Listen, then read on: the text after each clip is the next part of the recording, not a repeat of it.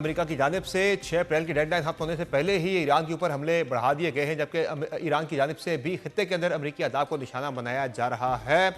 Iran के अंदर सूरत हाल क्या है और मुमकिना सूरत हाल किस तरफ जा सकती है, अमेरिका क्या बड़ा हमला करेगा या उससे पहले ही कुछ सेटलमेंट हो जाएगी, बात करके हमारे साथ मौजूद हैं जॉन हुसैन साहब, ईरान में सीनियर साफी हैं। बहुत शुक्रिया जॉन हुसैन साहब, आपने ज्वाइन किया प्रोग्राम में। ये बताएगा कि 6 अप्रैल तक की डेडलाइन थी अमेरिकी सदर डोनाल्ड ट्रंप की जानिब से कि ईरान जो है वो डील कर ले, वरना जो है ईरान की एनर्जी तनसीबात के ऊपर अटैक्स किए जाएंगे। दो उससे पहले ही अमेरिका ने एक पोल उड़ा दिया, कुछ मजीद तनसीबात के ऊपर भी अटैक किया है। क्या लग रहा है, किस तरफ हालात जा रहे हैं? क्या अमेरिका एक बड़ा हमला करने की तरफ जा रहा है या उससे पहले ही कोई बातचीत सेटलमेंट हो सकती है? समर साहब, बहुत बहुत शुक्रिया मुझे बुलाने के लिए। देखें, डेडलाइन ये देते रहते हैं बार बार, इन्होंने अभी भी दी। पहले भी इन्होंने डेडलाइंस दी थी निगोशिएशंस के लिए, जब निगोशिएशंस चल रही थी और कामयाबी की तरफ चल रही थी जी हाँ। और निगोशिएशंस कंप्लीट होने वाली थी। लेकिन उन्होंने दो दफा हमला किया और अब किसी भी बात पे इनके भरोसा नहीं है और ना ही इनकी डेडलाइंस को कोई सीरियसली ले रहा है।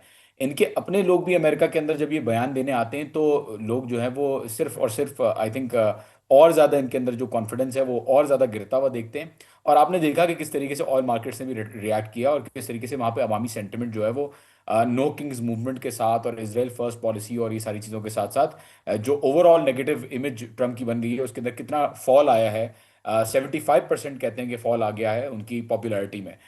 तो डेडलाइंस के बावजूद हमले करना is not I think acceptable to Iran. Iran ये कहता है कि आप ऐसा नहीं हो सकता कि जब आप दिल चाहें आप जंग करें, जब आप दिल चाहें आप सुलह करें। ईरान इस जंग को अपनी नज़र से जीतता हुआ देख रहा है, भले वो जो भी क्लेम करते रहे कि उन्होंने एयरफोर्स तबाह कर दी है, नेवी तबाह कर दी है, उन्होंने मिसाइलें ख़त्म कर दी हैं।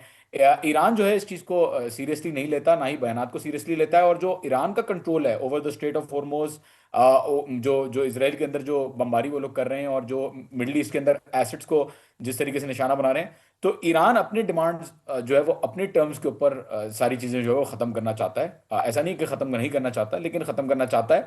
और अब जो बयान आया फॉरेन मिनिस्टर का, आपने देखा कि उन्होंने कहा there will be no negotiations, there will be exactly. No ceasefire and they will continue to attack the United States and Israel. तो मुझे लगता है कि जब तक इस जंग में कोई एक जो है वो ना चला जाए, तस्लीम कर ले, या तो अमेरिका हार तस्लीम कर ले इफेक्टिवली, जो कि वो हार नहीं तस्लीम करेंगे, वो तो कहेंगे कि हम जीत गए, लेकिन एटलीस्ट ये कर लें कि बेसिस यहाँ से खाली कर लें, तो ईरान जो है वो स्टॉप कर देगा अटैक्स करना। या तो ईरान को कंप्लीटली जो है वो अनाइलेट कर दें, तब जाके शायद कोई चीज़ खत्म हो। उसमें भी हमें नजर आ रहा है कि ऐसा जो स्टोन एज में बोल रहे हैं, जो इन्होंने रेटरिक यूज की कि मैं स्टोन एज में भेज दूंगा, वो भी चीज़ें जो है वो होती भी नजर नहीं आ रही। तो आई थिंक ये इनको आज नहीं तो कल डैमेज के साथ जाना ही पड़ेगा। और ईरान के अंदर भी नो डाउट इसके अंदर डैमेज है जो ईरान कॉस्ट बेयर करने के लिए तैयार है। जाहिर है अमेरिकी सदर पे काफ़ी ज़्यादा प्रेशर है। जब वो इस जंग को जब उन्होंने शुरू किया था तो उनके बहुत सारे अहदाफ थे, एक भी पूरा नहीं हो सका।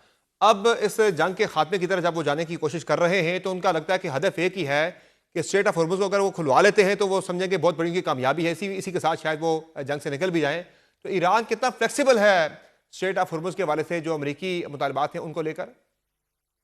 देखें, यूनाइटेड नेशंस का जो लॉ ऑफ द सीज है वो राइट देता है ईरान को, वो और किसी भी मुल्क को, कि वो अपनी मैरिटाइम जो बाउंड्री है, जो उसकी अपनी समुद्री हदूद है, उसके अंदर वो सिक्योरिटी चार्जेस या दूसरे तरीके के चार्जेस लगा सकता है, एनवायरमेंटल पोल्यूशन चार्जेस लगा सकता है और दूसरी चीजें कर सकता है। ईरान बिल्कुल भी फ्लेक्सिबल नहीं है अमेरिका के साथ किसी भी तरीके से बात करने के लिए। बहरहाल वो गल्फ कंट्रीज के साथ पर्टिकुलरली जिन्होंने हमले नहीं किए ईरान के ऊपर अमेरिका के साथ मिलके, जैसे कि ओमान है, ओमान के साथ ईरान जो है वो बातचीत कर रहा है और इसके ऊपर स्ट्रेट ऑफ हॉर्मुज़ के ऊपर कलेक्टिवली एक जो है वो पॉलिसी बनाने की कोशिश कर रहा है। एंड आई थिंक ये जो है वो इन इफेक्ट आपको नजर होती भी आएगी कुछ थोड़े थोड़ी दिनों सी में। लचक तो दिखाई अभी दे रही है, एक फ्रांसीसी जहाज के भी वहां से गुजरने के वाले से इतलात आई है, पहला देखिए यूरोपीय जहाज वहां फ्रांस से ने निकला है।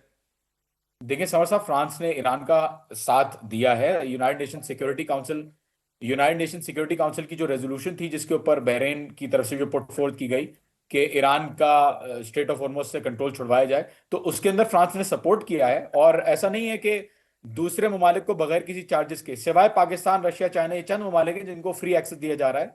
लेकिन जनरली जो ये यूरोपियन कंट्रीज हैं, उनसे या तो चार्जेस लेके उनको आगे किया जा रहा है क्योंकि वो जंग के अंदर डायरेक्टली इन्वॉल्व नहीं है, या फिर जो सपोर्ट कर रहे हैं ईरान को, फ्रांस ने जैसे सपोर्ट किया है यूनाइटेड नेशन सिक्योरिटी काउंसिल में, तो उसके रद्द अमल में जो है वो ईरान को फ्लेक्सिबिलिटी दिखा रहा है। बिल्कुल, देयर इज नो डाउट। लेकिन अमेरिका और उसके एलाइज के ऊपर जिन्होंने जंग में सपोर्ट किया अमेरिका को, नेमली जो डोनाल्ड ट्रंप ने 5 मुल्कों के नाम लिए, उनको जो है वो फ्लेक्सिबिलिटी नहीं दिखाई जाएगी ईरान की तरफ से। बहुत शुक्रिया जॉन हुसैन साहब प्रोग्राम में अपडेट करने के लिए। नाज़रीन